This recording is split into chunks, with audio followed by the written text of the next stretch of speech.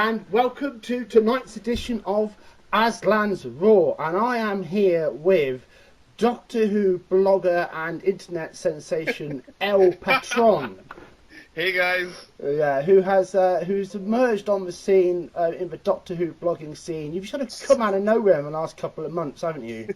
You know, you're like a wrecking ball. You've knocked all the skittles over. You've caused a huge amount of upset.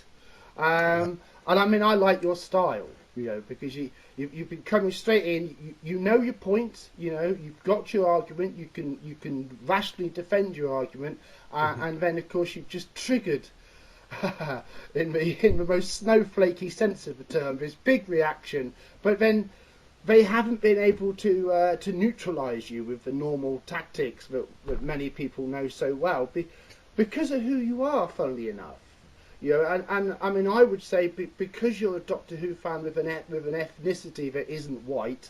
I'm not sure how you would define your ethnicity as such, but I know that's made it hard for them to use the kind of shutdown it would on me as a white man whose name is white. And that shouldn't be the case. That makes me and several other fans angry. That shouldn't be the case. It really, I'm going to go off on a rant here, but it really annoys me that you cannot say what you want just because of your skin color or where you come from. To me, that's the epitome of racism. In a way, it really is. I so agree. I so agree. And I mean, probably from the last season of Doctor Who, which has just been on, probably the episode which has been most lauded has been Rosa. I hated it. Yeah, so because I'm kind of my listeners aren't necessarily going to know anything much about Doctor Who, so I'm going to have to cover a little bit of ground here because we're not, strictly speaking, Doctor Who bloggers are not the only one listening. But there is an episode where they go back in time to the 1950s. I haven't looked at the exact date, but it's when the Rosa Parks bus protest happens, and it's a story where basically the Doctor and her well, they're not called companions now, are they? Her fam have to stop Rosa Parks from not making her protest, and it's very unsatisfactory. And what I really disliked about it was the implicit racism in the story. Exactly. And I just felt it was so unnecessary. I mean, I'm born British. For me, literally, some of my smallest memories are of bits of Doctor Who. You know, it's been there all my life, and it's the first time I've watched a program and I felt that I was unwelcome. It was a very strange feeling, and in some ways I can say, okay, that's what the writer was trying to achieve, but it did it in such an insulting way, and also the scene with Yaz and Ryan afterwards, it's almost a bit like keep your eye on Whitey, you can never trust him, and I thought, why is this? Yeah. What is this? You know, so I mean, it's something that's very nasty has happened to Doctor Who, but. Part of the reason my interest is I'm looking at the same thing, not just happening to Doctor Who. It's happening to Star Wars. It's happening to Star Trek, and it seems to me like there's a global movement, a global expression of an ideology, which is deliberately targeting the key mythologies that have grown up in our current age, our imaginative mythologies. I mean, how would you feel about that? Because that isn't necessarily something I hear you talk about in the normal range of the content that you've been doing, because it's Who focused. But you know, do you have any kind of context for what's happening with Who in a bigger sense? Are you referring to the fact of how they are changing everything? Yeah, that one. Oh, yeah. Well, just wherever you want to come in on it, you know. Firstly, before I answer that, could I ask you what exactly has been happening in Star Wars, if you would be able to round it up? Because I know the basic gist of it, but I would like to know what the issue is. Of course, well, if it's sold to Disney, oh God, it was a disaster. I'm sure you've been listening to Overlord DVD, Doomcock's evisceration of Disney, Kathleen Kennedy, and also CBS. But in terms of what happened with Star Wars, of course, in 2015 there was The Force Awakens, which was a reboot continuation of the franchise, and it made a lot of people very happy, and it made a lot of money. But when the fans put the DVD in the DVD player and started to watch it again, they sort of realised that they'd really kind of seen this story before, because it was very much episode 4 rewritten, you know. Mm-hmm. And what then happened was there was Rogue One, which was okay, but there was something that wasn't quite wonderful about it, but it was all right. That was the following year. But then in 2017, The Last Jedi came out. Mm-hmm. And The Last Jedi was such a terrible film. You know, it was a visceral slap around the face of the whole Star Wars fan base. And, you know, to anybody who has had the misfortune to see it, you know, it takes every possible opportunity it can to belittle any positive quality about male characters, and Mm-hmm. it gives positive praise to female characters who don't earn that praise through their actions in the storyline. In fact, or we could say, what storyline? And if anything, this started even a little bit earlier with the Ghostbusters 2016, which did the same thing. So now, you know, after The Last Jedi, you know, had bombed with the people, but of course the paid critics all love it because they all want to maintain their Disney access. You know, Disney Star Wars got a humongous kick in the nuts in May when Mm-hmm. Solo came out and fell flat on its face, and despite making an incredibly huge amount of money, still didn't make anything like enough money for a Star Wars film, and it's come in at a loss. So Yeah. Disney's managed to break Star Wars in the course of 3 years. And now everyone's wondering whether it's worth getting excited at all for episode 9 at the end of 2019. That's interesting.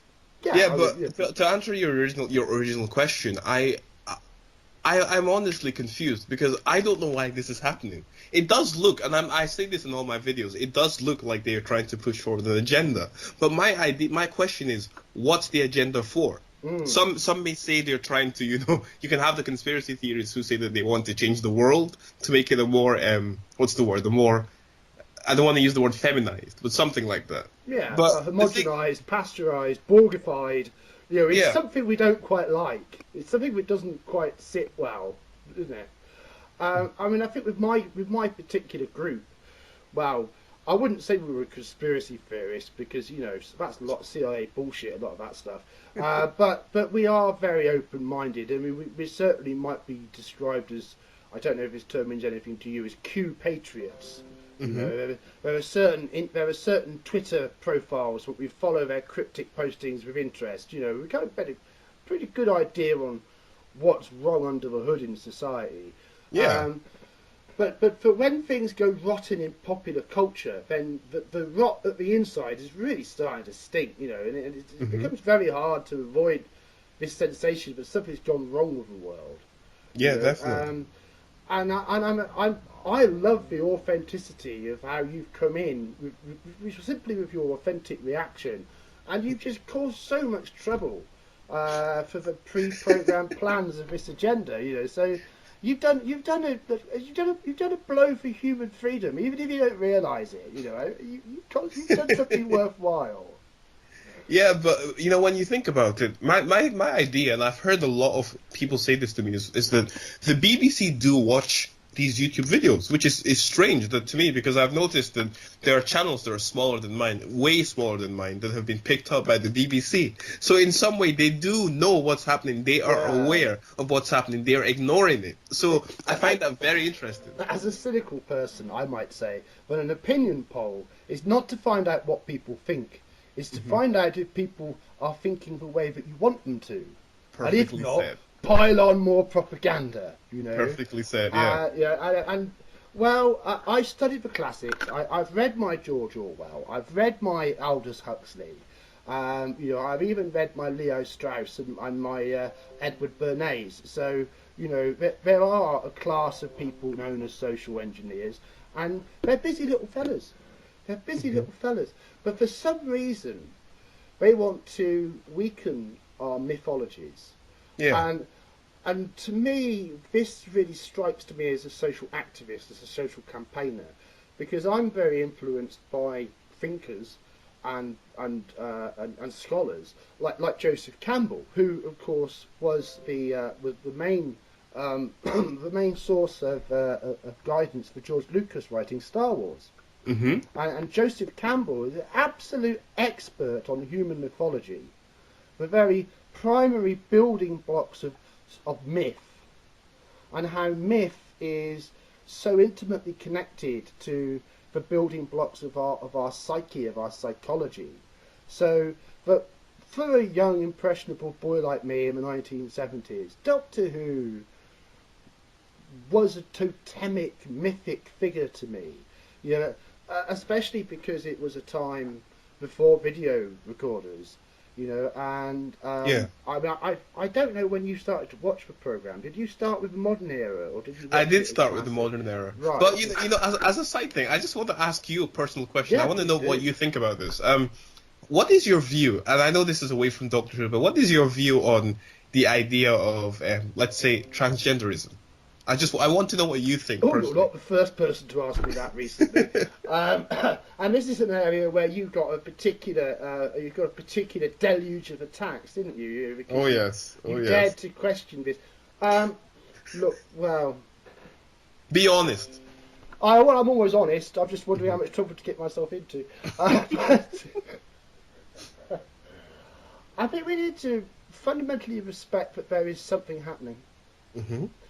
I actually go to university, so I attend regular lectures with people who are a good 25 years younger than me, and I have found that a significant proportion of my peer group, you know, they have very significant question marks about their identity.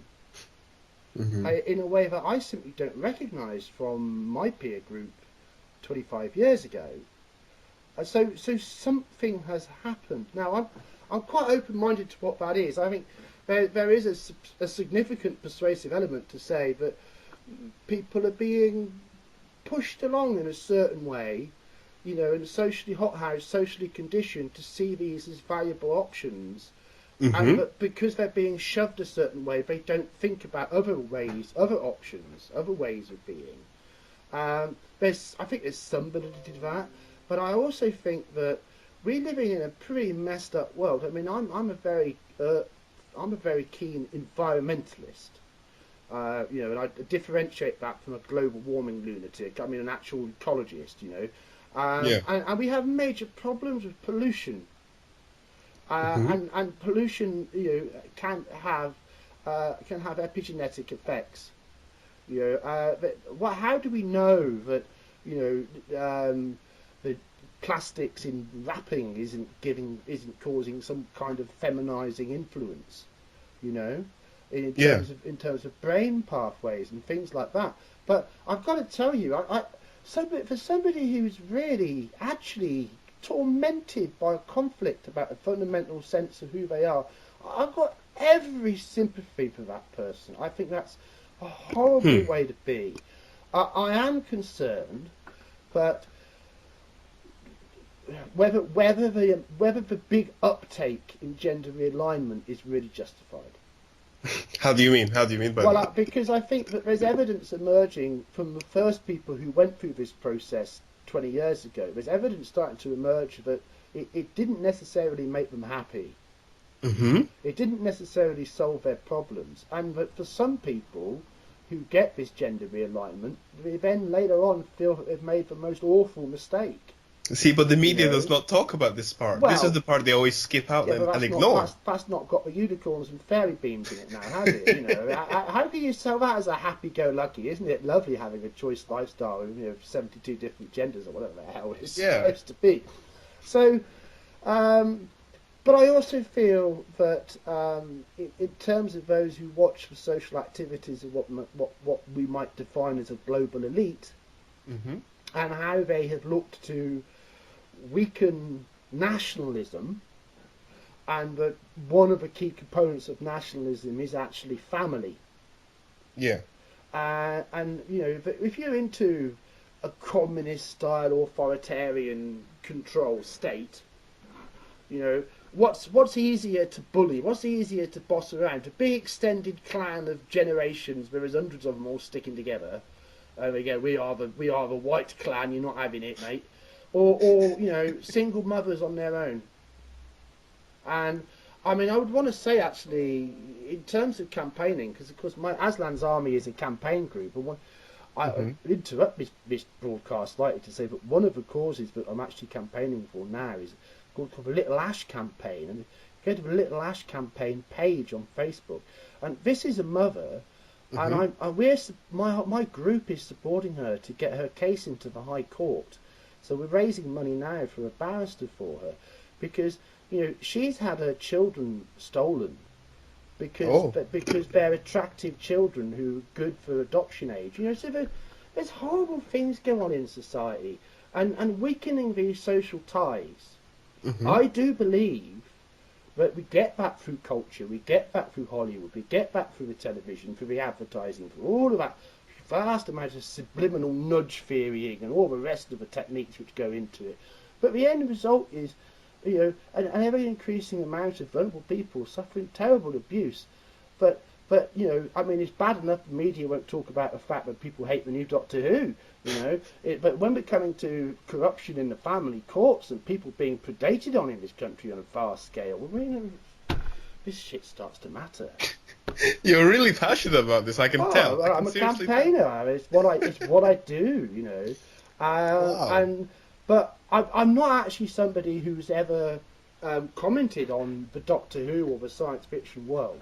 Yeah. It's just been part of my life that I've appreciated those things, but I've never felt the need to get involved.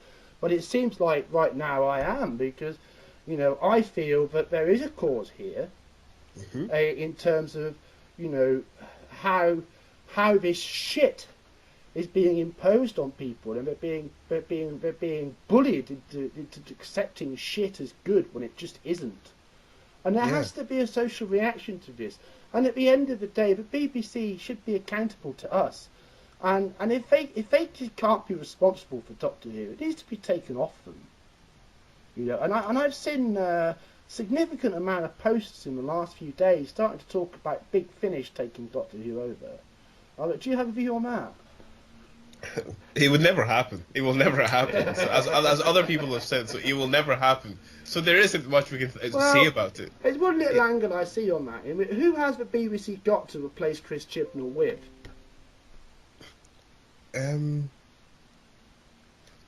Sorry, could you say that again? Yeah, but who has the BBC actually got to replace Chris Chibnall with? They have a lot of people. I'm not sure if you've heard of the YouTuber called Battle Streak. Oh, I have, yes, and I think it's Bolstrek, isn't it? But I can never pronounce it. He's a great friend of mine. So we often talk about this, and then he suggested Neil Gaiman. Yeah, but Neil's not on the BBC payroll, is he? I mean, he's a Hollywood lovey. He lives in Los Angeles. He's done a couple of episodes. What about Mark Gatiss? Yes, but then not everybody likes him. Anything would be better than Christian. I cannot believe I'm saying this. No, but it's true though. I'd happily have Moffat back. It's all forgiven. Look, let me level with you here. I mean, I felt that the peak of Doctor Who was the end of the RTD era in terms of modern Who. Definitely. And ever since that point, although season 5 was good, that was a very good season. The program never really got to that level of epic intensity where it really hit me hard in the feels, and it's had moments, but really all through the Moffat era I never really got to that. But I was never too bothered about the Capaldi seasons, and I wasn't bothered about the argument about season 9. I quite liked the change up in the Doctor's character, and I was very happy with season 10. Although I mean, I've always accepted that there's a certain amount of social messaging in Doctor Who, but Moffat seemed to understand that there was a balance to be struck. And I think I remember an interview he gave pretty soon before the last Christmas special, where he mentioned you've got to have something in there for the Brexit people too. And I would say I'm a Brexit person. Whereas, now I really don't feel welcome at all. Because I know that I'm not, and I know that both the actress and the character of the Doctor are pre-programmed to sneer down their nose at me now. And I thought, what have I done to deserve this? You know, and I bought the DVDs. You know, what have I done? Yeah, I mean, I'm not sure if you've seen the interview where Jodie specifically calls the previous doctors white males directly. I have those old I mean, white guys. I believe it was, wasn't it? You know, it was horrific. It absolutely horrific. Well, this is partly what I see is what's going to happen over the next year. And I can see this pattern because it's excuse me. It's what happened with Star Wars. Mm-hmm. You know, it's that we've had this wall of media denial. Everything's fine. It's all fine. It's all fine. Yeah, but you know, to play the Doctor is to live and love the part. And no one's telling me Jodie Whittaker loves this part. You know, so how's she going to get along with the fans? How's she getting on with Comic-Con? You know, what if she roll out of a stage at Comic-Con next year to a whole chorus of boos? You know, and what about the merchandising? What about that logo? You know, I mean, I'm just not going to buy anything with that logo on it. And I could be quite stubborn. I've never met a more passionate person than you. Honestly, this is brilliant. This is incredible.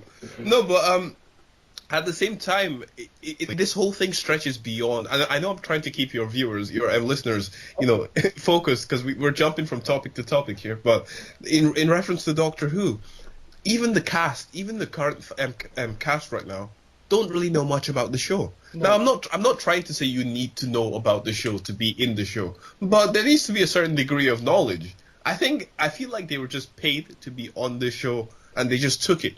They couldn't care any less about the fans. They just want to say what they want, you know, say what comes into mind, insult whoever they want to insult, just for the paycheck every month. Yeah. It's ridiculous. Yeah, it really is. It's, well, you know, because, well, this is the thing with social justice warriors, though. They don't care about the things they break. Mm-hmm.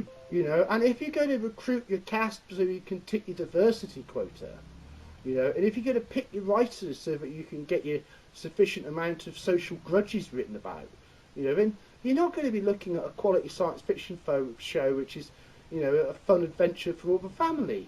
Exactly. You know, so it just isn't Doctor Who. You know, very little about the show feels like Doctor Who to me.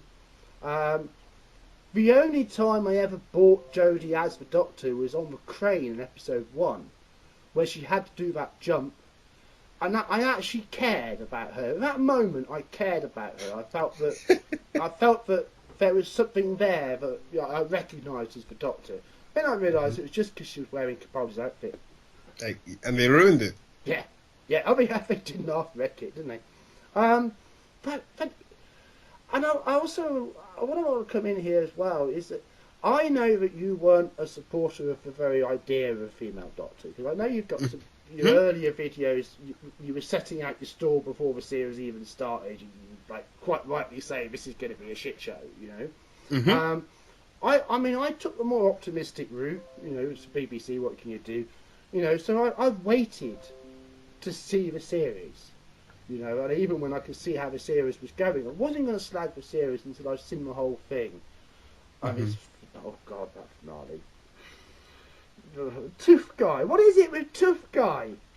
You know, what the hell? I mean, I am a writer.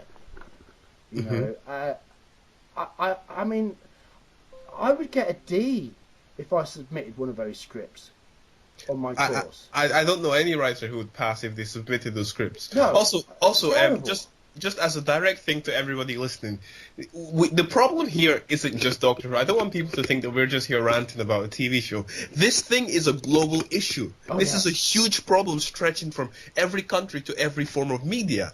I'm not sure if you've heard of The Witcher. The Witcher is a video game. They were considering changing the main actors. The Witcher is basically a story based on a Polish tale. So it's full of white people, as it should be, because it's a Polish folklore tale. Whereas they have a director, and I think I don't know who the director is. I think she may be black. She wanted to change one of the main characters, a white girl who is the daughter of two white people, to a black character. It doesn't make any sense. And then we have, as you said, Star Wars with the female stuff, Marvel. I'm Oh, glad yeah. DC. I'm glad DC haven't done anything yet because I love Marvel DC. seem to be reversing course. They seem to be trying to recover. From what You I think so? understand, well, I'm not a comic expert. I don't read a lot of them, but from what I get, there seems to be a course change at Marvel. I don't know, but I mean, Marvel did get into a terrible position, didn't they? So no, but at the end of it, nobody wants to read this stuff. I mean, a superhero whose only characteristic is their grudge is not a superhero. Perfectly said. And I mean, let's focus back on this series of Doctor Who now. I mean, I've listened to your commentary. I happen to think you're rather kind. You think so? Wow. Wow. Well, let's look at Yasmin Khan. I was listening to one of your little videos, and you said you basically said what's wrong with Yasmin Khan as a character. And my problem with her is that I don't believe in her for who she's supposed to be. I don't believe that this is somebody who's trained as a police officer. I mean, she's a fun girl, fine, but I wonder what is her character really about, because she's not actually bringing any of these kind of skills or expertise. I mean, there was one scene that she restrained somebody and he got away from her. But what really what wrecked her character for me was the scene in episode 4 where she's confronted by the Donald Trump substitute with a gun, and she just what? I mean, you can't tell me a trained police officer would respond like that, threatened by a guy owning a hotel with a revolver. So she's not real, I mean, she's yeah. And then I have to say, well, what is she there for then? Because it's not actually that her character isn't saying anything interesting. Well, I'm not one of the people who are into the Dr. Yaz thing.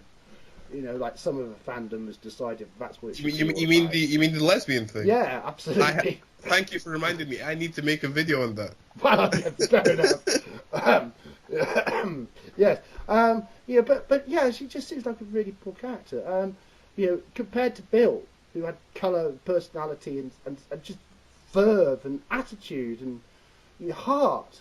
Bill was a character. And I mean, some people complained about Bill on the SJW terms, oh, she's a lesbian. But it never got in the way with Bill. I mean, okay, some people say they mentioned it every episode, but it didn't bother me as a viewer. I could handle it. It didn't, and I believed in her as a character. Whereas with Yaz, I don't. Now, Ryan, what's he doing? He's standing at the back with his hands in his pockets most scenes, along with Graham. So it's like men's job is to stand at the back with their hands in their pockets, which is what those two are doing in the majority of the episode. I was thinking about an old Hartnell episode today, The Romans. I don't suppose you would have seen it. It's very old, black and white. It's pure historical. And I think that's why I was thinking about it, was because unlike this year, which has had historicals with an alien splatted on that didn't even make sense, this was a pure historical story set in the Roman times. Now, you've got Ian Chesterton, the school teacher, was the companion along with Barbara. And it wasn't Susan, she'd left. I think it was Vicky. She was great fun, by the way, the companion. I didn't watch those. Those are before my days, even, let me add. But Ian Chesterton is a goddamn superhero. How do you mean? Well, he's a mild-mannered school teacher, right? But Barbara's in trouble. Right, I'm going to go row across the ocean in this boat. I'm going to beat this guy up. I'm going to organise a prison break. And all with impeccable manners. What a companion. So let's just put Ryan next to Ian Chesterton. There's no comparison. No. And I mean, they kind of try to make Ryan interesting by giving him disadvantages with dyspraxia, I think it was. But it was just forgotten. And then he's climbing ladders, no problem. It's not even that it was forgotten. It's that they did try to bring it in, but it was very stupid. There was a scene in which I think this was in the Kerblam episode. So they all need to go down and shoot. This is nothing that it doesn't really require your dyspraxia or knowledge or whatever. They just added that in to give him some sort of. It didn't make any sense, and it was pointless. This is the problem. They created the characters, and like you said, they gave them issues. And then they want the issues to take place in the story. And I remember reading in an article or an interview, something like that, they described that this series the focus wasn't going to be, classic alien villains. The focus was going to be against the power of, female treatment, racism, things like that. Because Yeah. that's what we all tune in for every Saturday. Yeah, that's exactly what we wanted. It replaces songs of praise. There's, pray at the altar of the SJW for 50 minutes. So yeah, I mean, I do have problems with these characters as somebody who knows Doctor Who and knows what a Doctor Who character is capable of being. Mm-hmm. And why are they selling themselves short? And I'm going to even be controversial. As much as I love Bradley Walsh's performance, because he has that authenticity, as much as I love that, I still feel that if you put his character next to Wilf, no contest. Wilf. Yes, from season 4, Donna's dad. Yeah. Yeah. Because even great.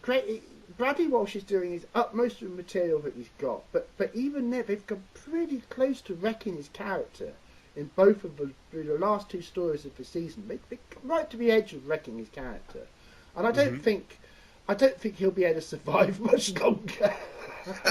That's a really good point. I'm surprised why I didn't think about that. When you compare, they're both basic characters who basically hold the same position in the story. Yes.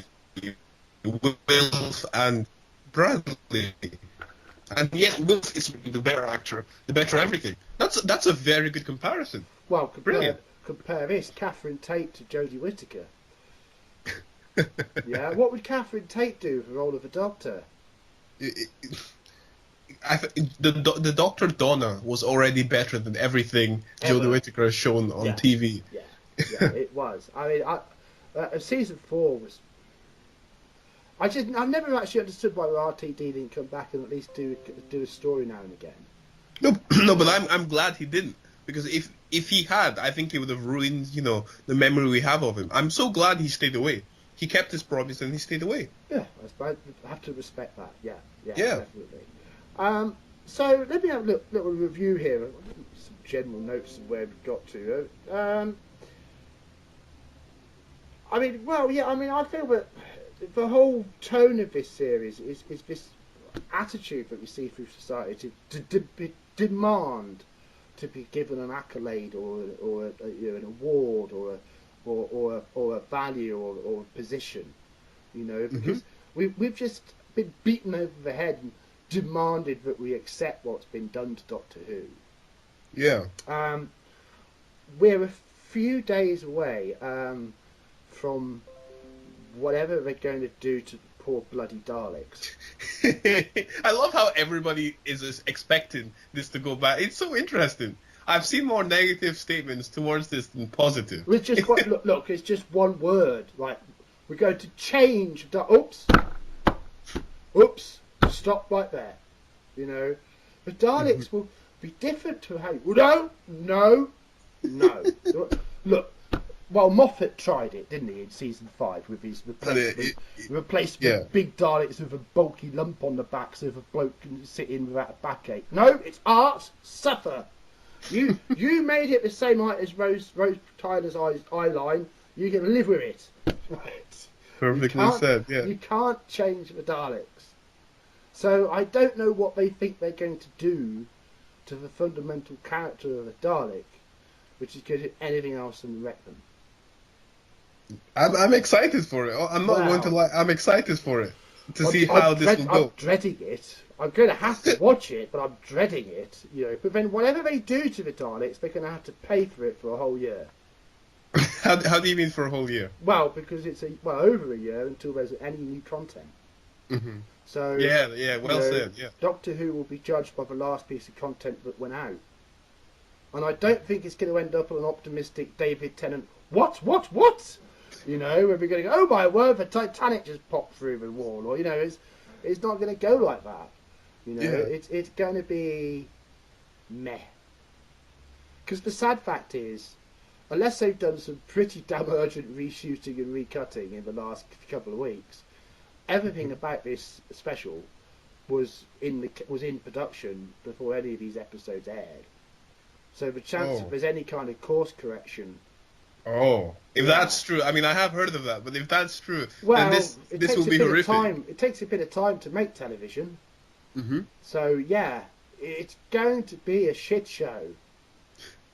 If they hadn't, if they weren't changing the Daleks, and if the Daleks had got a genuine threat and menace in how they appear in the story, they might have been in with a chance of putting off a good story. I think there's no chance this is going to be a good story, and at best, it's going to be Doctor Who Star Wars Episode 7.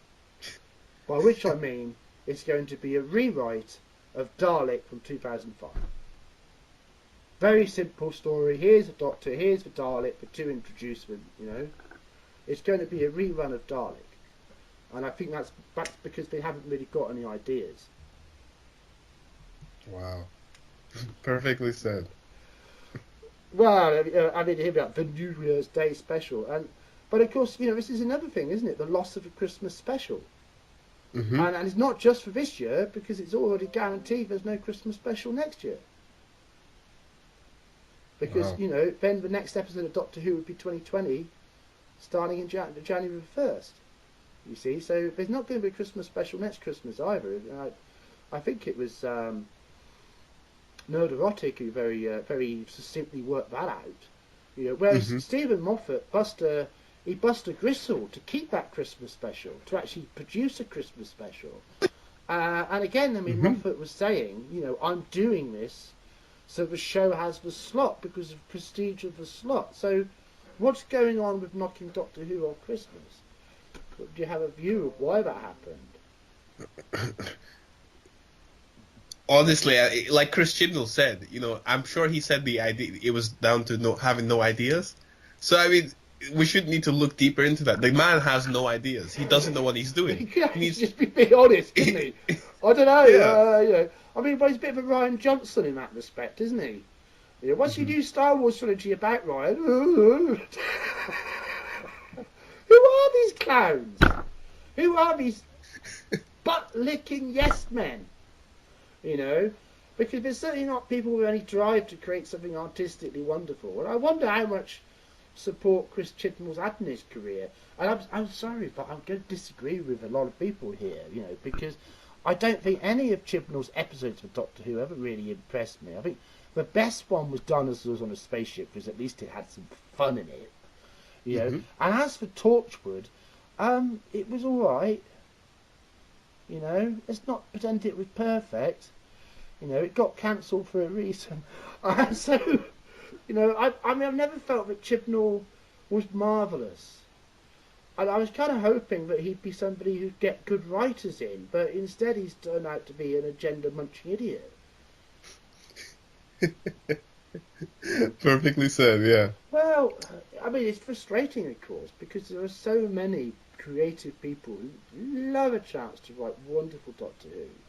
And instead, we all get stuck with this, you know, and they can't even bother to produce 13 episodes in a year. Oh no, that's too much trouble for them. It's going to have to be 6 episodes. No episodes at all. You know, I mean, it's like Jodie Whittaker just sitting out her contract, isn't it?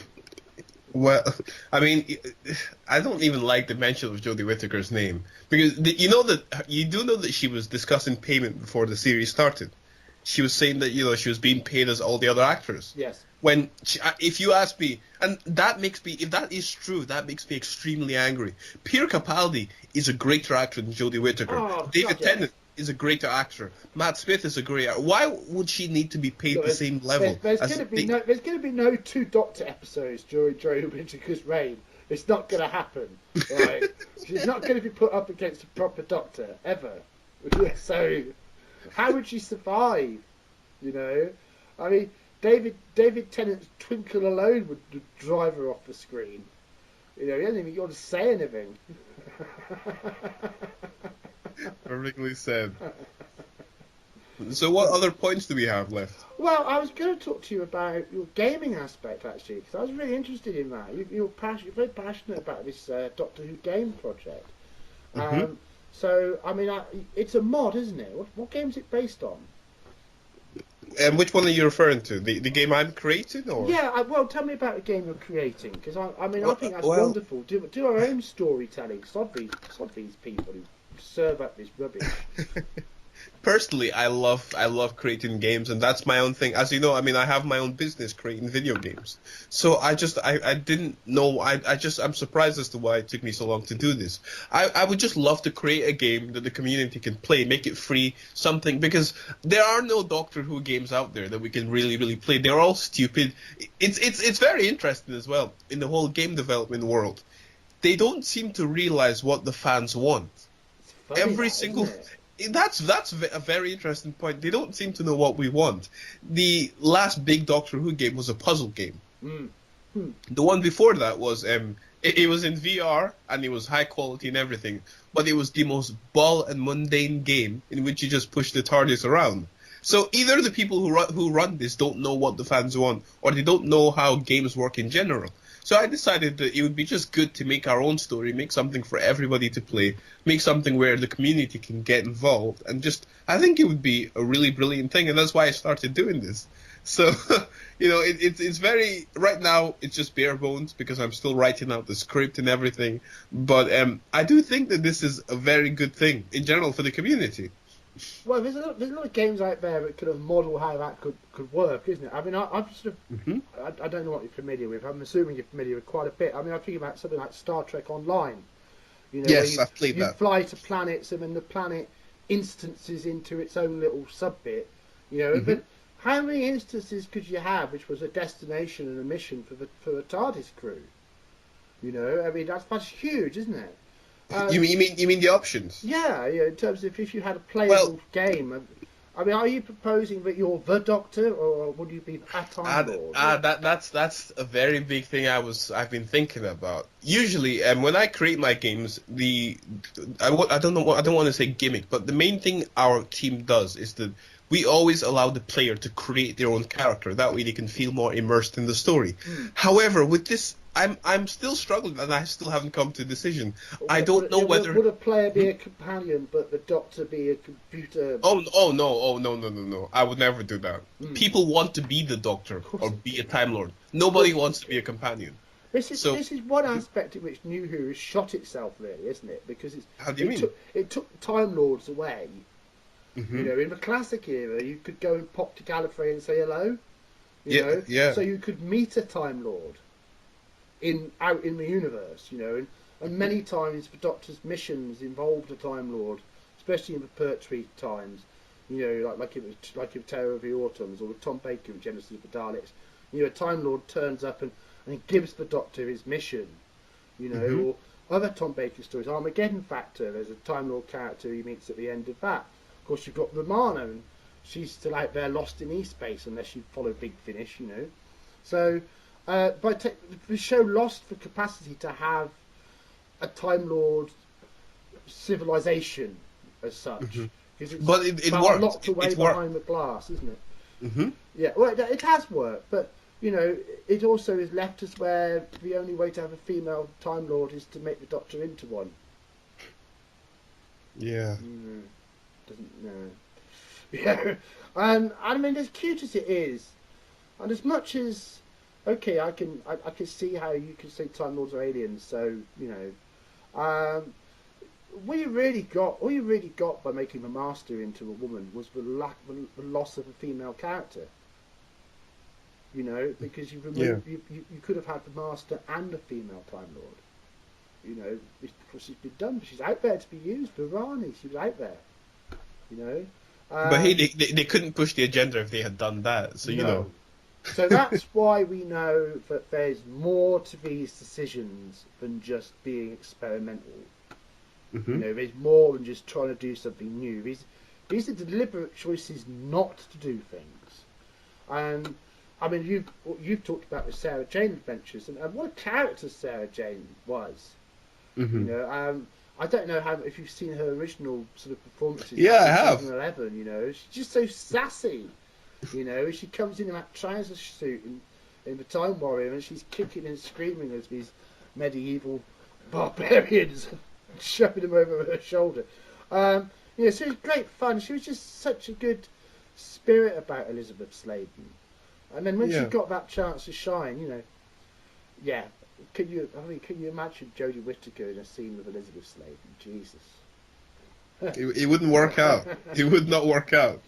But I would very much like to keep track of what you're doing with your Doctor Who game, because I'm quite interested in playing it. You know, and potentially we might get a little crew together. We've got any testing done or something. You know, so that definitely interests me. And I want to let you know that you're not alone. I mean, you've made this charge into the middle of the culture war.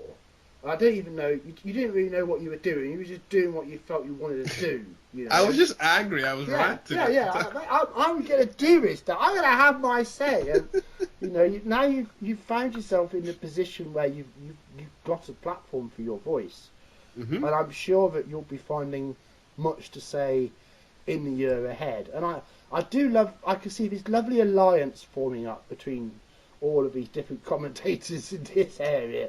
You know. And I want you to know that Aslan's army as a campaigning movement, if this is something we'd be happy to do something with, you know. So there's a few thousand of us here who'd get into writing letters to the BBC or something, you know. So let's keep in mind of what options might arise. But let's not act like the BBC wouldn't ignore that as they keep doing, and that just frustrates me even more. We could create a petition. We could do everything. They'll ignore it. They act like we don't exist. It's insane. I think they're going to struggle to ignore a lack of DVD sales. Let's hope that can work out. Well, the thing is, like, I fell asleep in some of those episodes, right? And also, with Kablam, I missed 20 minutes of it because the BBC changed the time for some stupid, dumb reason. You know, and I've made no effort to catch up or watch them again. I'm just not bothered. You know, what I've seen was enough. I don't want to see it again. Star Wars Episode 8. I've never bothered to download it or buy it. I don't want to see it. You know. Yeah. That's how I feel about Series 11. We've actually managed to make some Doctor Who I don't give a damn about ever seeing again. And fair play to them. I never thought they could achieve that. Yeah. And I'm certainly not buying a Doctor Who Barbie doll. You know, so you know, where is the merchandising sales going to come from? You know, where is the enthusiasm going to come from? And I strongly suspect that the course of action the BBC has set itself on is that by the time season 12 actually shows up, the audience they gain, the SJWs, won't even care, because they'll have something else to feel upset about. You know, and you know, they'll have damaged themselves with the existing audience so much. But I'm going to call you wrong there. I reckon that a time is coming where the BBC will listen. Well, we can only hope and pray. Well, right now, I can be honest, save it, kill it, I don't mind, but what's going on right now is just a crime against nature. So stop molesting Doctor Who, Chris Chibnall. Get your hands off it. Well, it's been great to talk to you. I'd be very happy to talk to other people who are fighting the fight in this area, because I am into supporting this cultural arena in the wider battle for human freedom which is going on right now. Anybody listening to this was to come out, check out #Aslan's Army. We're on Facebook, we're on MeWe. Please check out the Little Ash campaign page. Where would you like to send people, El Patron? If they want, just check out my YouTube channel. I'll do it, yeah. El Patron on YouTube. You can't miss it. Also, I have your contact details. So, I mean, I may need your help in the future, if that's okay with you. Absolutely. You're more than welcome. Well, I'm going to say goodbye. Thank you ever so much for your time. Aslan's Raw, really appreciate talking to you. Have a wonderful day. Cheerio. Thank you.